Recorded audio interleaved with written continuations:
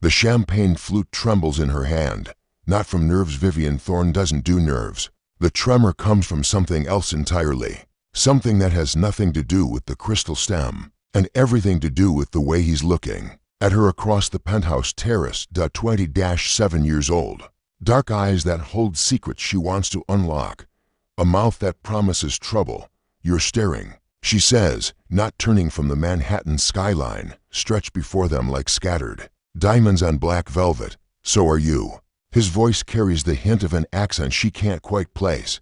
European, maybe. Something that makes ordinary words sound like invitations. The September wind catches her silk dress, and she feels rather than sees him step closer. Close enough that his cologne, something expensive and understated, mingles with the night air. Close enough that when she finally turns, she has to tilt her head back to meet his gaze.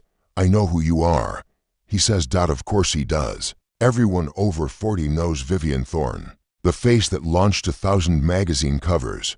The woman who walked away from Hollywood at her peak and never looked back. That was 15 years ago. She's 55 now. And the years have been kind to her in ways that surgery and good genetics can't fully explain. Do you? She takes a sip of champagne, lets the bubbles dance on her tongue. And what exactly do you think you know? That you collect beautiful things. His eyes drift to the art adorning her terrace walls. Original Picassos. A small Monet. That catches the city lights. That you appreciate. Quality. Something in the way he says quality makes her pulse quicken. And you? She sets down her glass, fingers trailing along the marble railing. What do you collect? The silence stretches between them like a tightrope. In the distance, car horns blend with jazz music drifting up from the restaurant below. The city breathes. Around them, alive and electric. But all she can focus on is the way he's studying her face like she's a masterpiece. He's considering purchasing. Experiences, he says finally. Moments that matter. How philosophical. The word comes out more breathless than she intends. Most men your age collect sports cars. Or 20-something models. I'm not most men. No, she can see that. There's something different about him. Something that goes beyond the expensive cut of his suit or the confident way he moves through her world. At the charity gala downstairs, she'd watched him navigate conversations with oil executives and museum directors with equal ease, charming the wives, impressing the husbands, all while somehow seeming above it all. What's your name? She asks, though she already knows. Has known since her assistant handed her his business card 3 hours ago with raised eyebrows and a knowing smile. Dominic. He moves closer still, close enough that she can see the flecks of gold in his dark eyes. Dominic Cross. And what brings you to my little gathering? Dominic Cross. I was invited. By whom? His smile is slow, devastating. You. The lie hangs between them like silk scarves in a gentle breeze. She didn't invite him, has never seen him before tonight, but somehow it feels true. As if everything that brought them to this moment, this terrace, this conversation, was inevitable. Was I? She steps closer, close enough to see the slight quickening of his pulse at his throat. How presumptuous of me. You don't remember. I remember everything, darling. The endearment slips out unbidden, and she sees something flicker. In his expression, surprise, pleasure, every face, every conversation, every what. The question hangs in the air between them, loaded with possibilities. Below them, the city glitters and hums, but up here, in this golden bubble of champagne and starlight, time seems suspended. She reaches out, her fingers barely brushing the silk of his tie. Every promise, his hand covers hers, warm and sure. What are you promising me, Vivian? Her name on his lips sounds like prayer and sin combined. She looks up at him, this beautiful boy who isn't really a boy at all, and feels something she hasn't felt in years. The thrill of the hunt, the delicious uncertainty of not knowing who is predator and who is prey. Come back tomorrow, she whispers. The Carlisle Hotel, Suite 1847, 8 o'clock. And then we'll see what kind of collector you really are. The Carlisle Hotel has seen its share of secrets. Built in 1923, it whispers of old money and older scandals. Its marble floors worn smooth by generations of designer heels and handmade Italian leather. Suite 1847 overlooks Central Park, its windows framing the autumn trees like a living painting. Dominic arrives at exactly 8 o'clock. Vivian opens the door wearing black, not the sophisticated black of last night's gala, but something softer cashmere that clings to curves and flows like water when she moves. Her hair is down, silver blonde waves catching the lamplight, and she's barefoot. The intimacy of those bare feet stops him in the doorway. Punctual, she observes, stepping back to let him enter. I like that in a man. The suite is warm, lit by table lamps rather than overhead lighting. Champagne waits on iced Dom Perignon. He notices, not the crystal from last night. Music plays softly from hidden speakers, something classical and melting that he can't identify. Debussy, she says, catching his glance. Claire de Lune. Do you know it? I know enough. He closes the door behind him, the soft click somehow final. Beautiful choice. I thought so. She moves to the champagne, her movements liquid grace. Tell me, Dominic, what did you think about last night, after you left my terrace? The question is casual, but he catches the undercurrent. She wants to know if he thought about her, if she kept him awake the way she clearly kept herself awake, if the look in his eyes is any indication.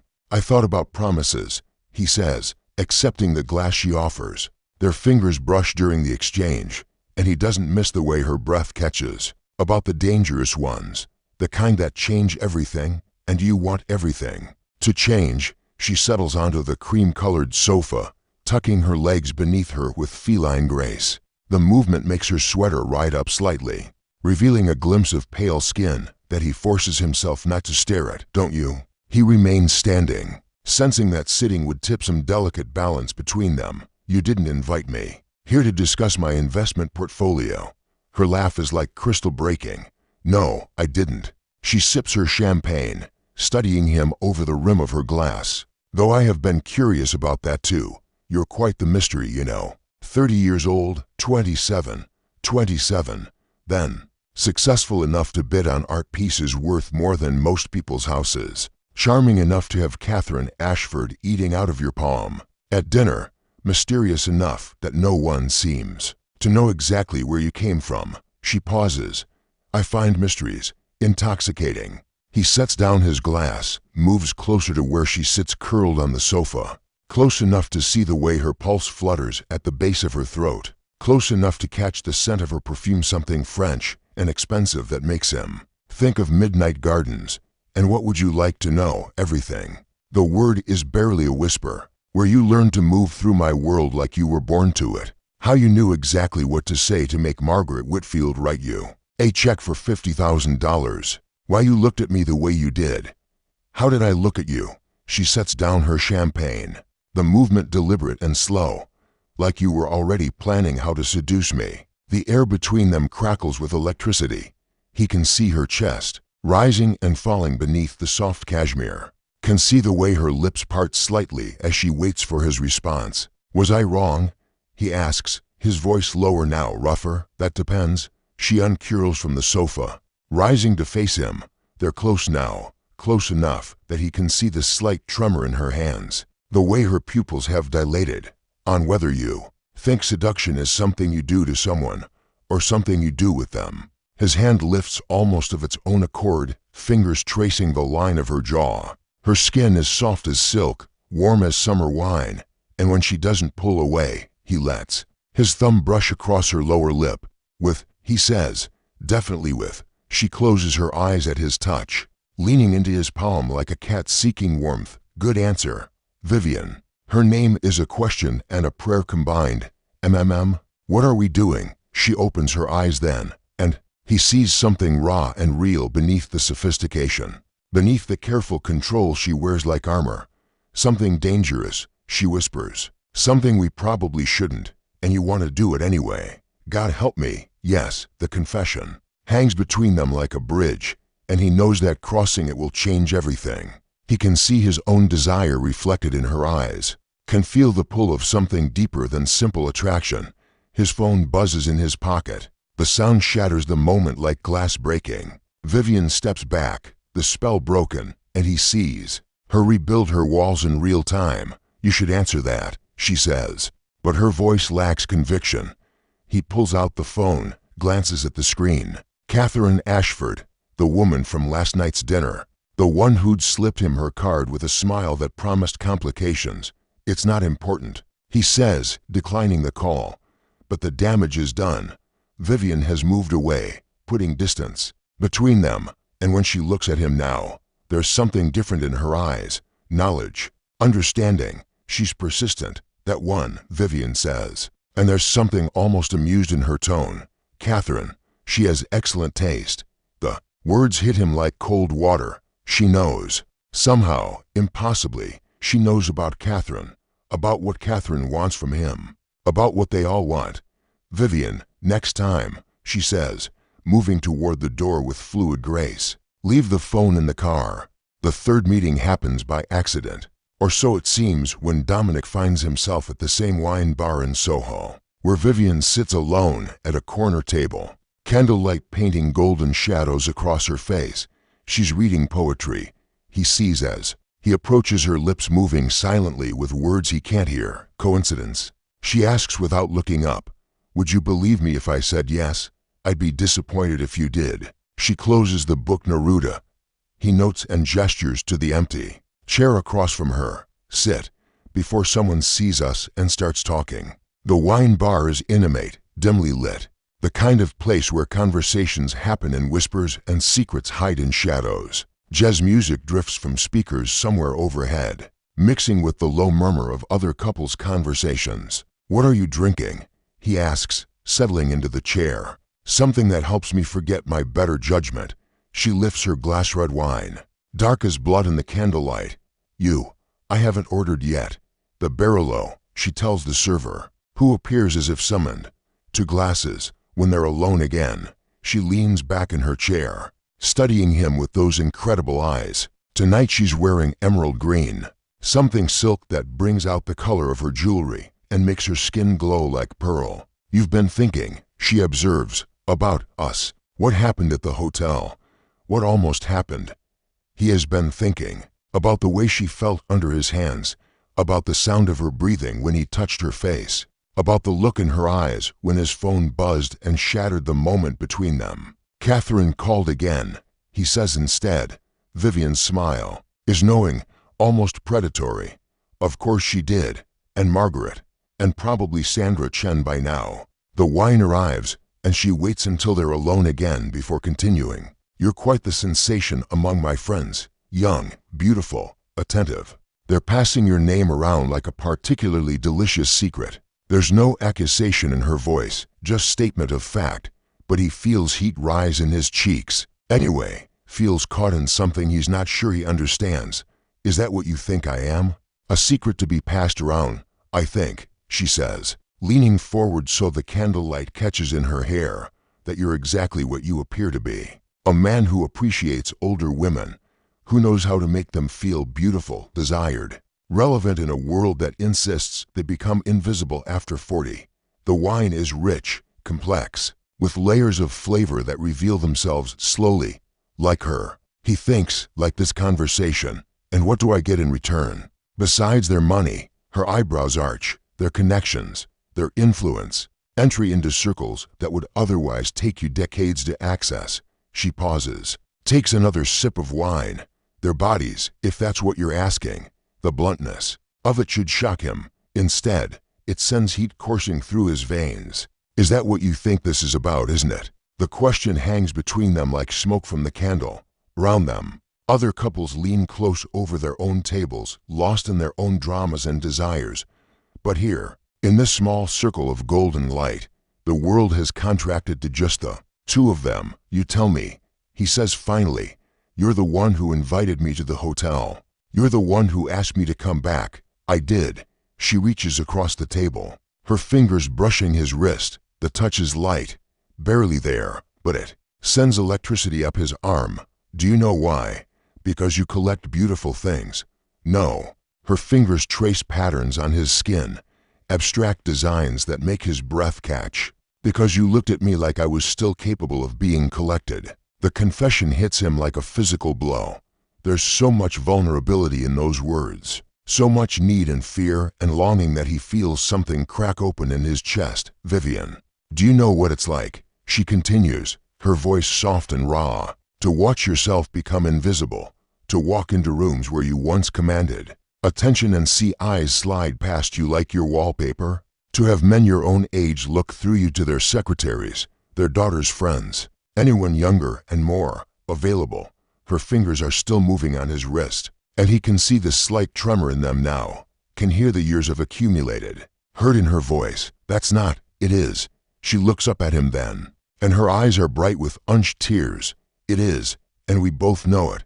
But you, she takes a shaky breath. You look at me like I'm still a woman worth wanting. The words break something open inside him. Without thinking, he turns his hand palm up, capturing her fingers in his. Her skin is soft, warm, and when he brings her hand to his lips and presses a gentle kiss to her knuckles, he tastes wine and salt and something indefinably her. You are, he says against her skin. God, Vivian, you are. The kiss is reverent, worshipful, and when he looks up, he sees that a tear has escaped to trace a silver path down her cheek. Don't, she whispers, don't say things you don't mean. I've never meant anything more. The words surprise him with their truth. Somewhere between the champagne on her terrace and the wine in this shadowy bar, between her sophisticated exterior and this glimpse of her vulnerable heart, he's fallen. Not just into desire, though God knows that's there, burning through him like fire, but into something deeper, something that scares him with its intensity. Dominic. His name is a sigh on her lips. Yes, take me somewhere. Where? Anywhere. Everywhere. I don't care. Her hand tightens in his. Just take me. He stands, pulling her with him, and she flows to her feet like water, like music, like everything beautiful he's ever wanted. The wine sits forgotten on their table as he leads her toward the door, toward whatever comes next. But as they reach the entrance, she stops. Wait. Her voice is breathless, urgent. Before this goes any further, you need to know something. He turns to face her, and in the soft light from the street, she looks impossibly young and impossibly old at the same time. What? Catherine called me, and Margaret, and Sandra. Her smile is self-deprecating, tinged with something. That might be shame. They want to know about you, about us, about whether I'm willing to share. The rain starts as they reach her apartment. Not the penthouse from the gala, this is something else entirely. A brownstone on the Upper East Side, elegant and understated, with windows that glow warm against the October storm. She leads him up stone steps made slick by rain, her key trembling slightly in the lock. Inside, the space is all cream and gold, books and art and furniture that whispers rather than shouts its expense. But he barely notices the decor because she's turning to face him, droplets of rain caught in her hair like diamonds, her eyes wide and dark with everything they haven't said. So they want to share me, he says, closing the door behind them. Don't. She shakes her head. Water scattering. Don't make it sound so clinical, transactional. He moves closer, close enough to see the pulse fluttering wildly at her throat. What would you call it? I don't know. Her voice breaks slightly. I've never. This isn't something I do. What isn't? Want someone like this. The confession tumbles out of her like water through a broken dam. Want someone I can't have, can't keep, can't control. Thunder rolls overhead, and lightning illuminates the apartment in stark black and white. In that brief, electric moment, he sees everything: her fear, her desire, her desperate need to be wanted, to matter, to be more than just another wealthy woman in a collection of wealthy women. Who says you can't have me? She laughs, but there's no humor in it. Reality, logic, the fact that I'm old enough to be your mother, the fact that you could have any woman you want, someone young and uncomplicated. And stop. The word comes out rougher than he intended. He reaches for her, hands framing her face, thumbs brushing away tears he didn't realize she was crying. Just stop. Dominic, do you want to know what I see when I look at you? His voice is low, intense, full of everything he's been holding back. I see a woman who's more beautiful than any 20-something could ever dream of being. I see intelligence and grace and strength and fire. I see someone who's lived, who's survived, who's earned every line and every scar and every moment of wisdom. Her breath catches. You don't understand. I understand that you think age makes you less desirable, but you're wrong. His thumb traces the curve of her cheek, and she leans into the touch like a flower turning toward sunlight. You want to know what young women have that you don't? Everything. Uncertainty, insecurity, the desperate need to be validated by every man they meet. His other hand joins the first, cradling her face like something precious. You know who you are. You know what you want.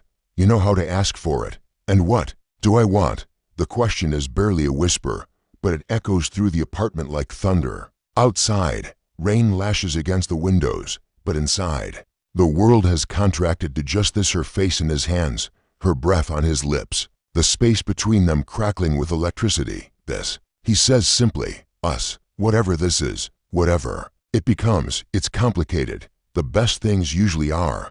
She stares up at him for a long moment, and he can see the war playing out in her eyes, desire fighting with doubt, need battling with fear. When she finally speaks, her voice is so soft he has to lean closer to hear it. I don't know how to do this. Do what? Feel this young, this reckless. Her hands come up to cover his, pressing his palms more firmly against her face. This alive. Then let me show you. The kiss, when it finally comes, is nothing like the gentle brush of lips he gave her hand in the wine bar. This is fire and storm and years of longing poured into a single, searing moment. She tastes like wine and rain and something indefinably. Her, and when her arms wind around his neck, pulling him closer, he thinks he might drown in the sweetness of it. Her apartment fades away. The storm outside becomes white noise. There's only this: her mouth under his, her body pressed against his, the soft sound she makes when his hands tangle in her hair. She kisses like a woman who knows exactly what she wants, who's done with pretense and games and careful control. Bedroom, she whispers against his lips, and the single word sends heat coursing through his veins like liquid fire. But as they move through her apartment, hands and lips never quite separating, her phone begins to ring. Once, twice, a third time. Ignore it, she breathes, but he can feel her attention splitting, can see the way her eyes dart toward the sound. The fourth call comes as they reach her bedroom doorway. This time, the answering machine picks up. Vivian, darling, it's Catherine. I know it's late, but we need to talk. About your young man. About the arrangement we discussed. Call me. The words hit them like ice water. Vivian goes rigid in his arms, and when she looks up at him, her eyes are wide with something that might be panic. The arrangement, he repeats slowly. It's not what you think. Then tell me what it is. She pulls away from him, wrapping her arms around herself like armor. Outside, lightning illuminates the bedroom, all white silk and silver, elegant and untouchable as she's trying to make herself appear. They want to meet with you, all of them, together. The words come out in a rush, as if saying them quickly might make them hurt less. They have a proposition. What kind of proposition? The kind that involves money and time, and she can't meet his eyes, and exclusivity agreements. Understanding hits him like a physical blow. They want to own me. No, that's not, isn't it? His voice is harder now, edged with something that might be hurt or anger or both. What did you call it? Sharing, taking turns. Dominic, please, is that what this is to you? He gestures between them, at the rumpled bed they never reached, at the rain-soaked clothes they never removed. Research. A test drive before you decide whether to add me to your collection. The accusation hangs in the air between them like a blade. When she finally looks at him, her eyes are bright with tears, but her voice is steady. No. She says simply, this is me falling in love with someone I can't keep. Dawn finds them on her terrace. They never made it to the bedroom. Instead, they spent the night talking about her marriage that ended in bitter divorce, about his childhood in foster homes, about the careful games they've both learned to play, to survive in a world that values beauty and youth above all else. The storm has passed, leaving the city washed clean and gleaming in the early light. Central Park spreads below them like a green jewel, and the morning air carries the scent of rain-soaked earth and new beginnings. Vivian sits curled in a chair, wearing his jacket over her silk dress. She looks impossibly young in the soft light, her hair tousled, her makeup long since washed away by tears and rain. She's never been more beautiful. Tell me about the proposition, he says. She's quiet for so long he thinks she won't answer. When she finally speaks, her voice is carefully neutral. as if she's discussing stock prices rather than the sale of a human being. 6 months. Exclusive arrangement. You divide your time between the four of us: Catherine, Margaret, Sandra, and myself. 2 weeks each, rotating. She pauses, takes a sip of the coffee he made while she showered. The financial compensation would be substantial. How substantial? 2 million. Plus expenses, travel, wardrobe, whatever you need. The number sits between them like a living thing. Life-changing money. Fuck you money. The kind of money that buys freedom and security and everything he's ever wanted. And after 6 months, you'd be free to go. Or, she shrugs, but the gesture is too careful, too controlled. Or we could discuss extending the arrangement, and you agreed to this. I didn't agree to anything. Her eyes flash with something that might be anger. I told them I'd present the offer. What you do with it is entirely your choice. He sets down his coffee, moves to the railing where she stood that first night. The city stretches endlessly before him, full of possibilities and complications and dreams waiting to be claimed or shattered. What if I said yes? Silence. Then, so quietly he almost doesn't hear it, then you'd be set for life. That's not what I'm asking. She sets down her cup, unfolds herself from the chair with liquid grace. When she joins him at the railing, she's careful not to touch him, but he can feel the warmth of her body, can smell the faint scent of her perfume mixed with rain and possibility. If you said yes, she says finally, I'd smile and play my part and pretend that sharing you doesn't feel like dying a little bit. Every day, the honesty of it steals his breath. He turns to face her, and in the morning light, he can see every year she's lived, every joy and sorrow and disappointment that's shaped her into the woman standing before him. She's not trying to hide them anymore, not trying to pretend she's something she's not. And if I said no, then you'd walk away, and I'd never see you again. And eventually I'd convince myself that was for the best. Would it be? Probably. She looks out over the park, at the joggers and dog walkers beginning their morning routines. But I'm tired of doing what's probably best. I'm tired of being sensible and careful and appropriate. What do you want to do instead? She turns to him then, and her eyes are bright with tears and hope and something that might be love.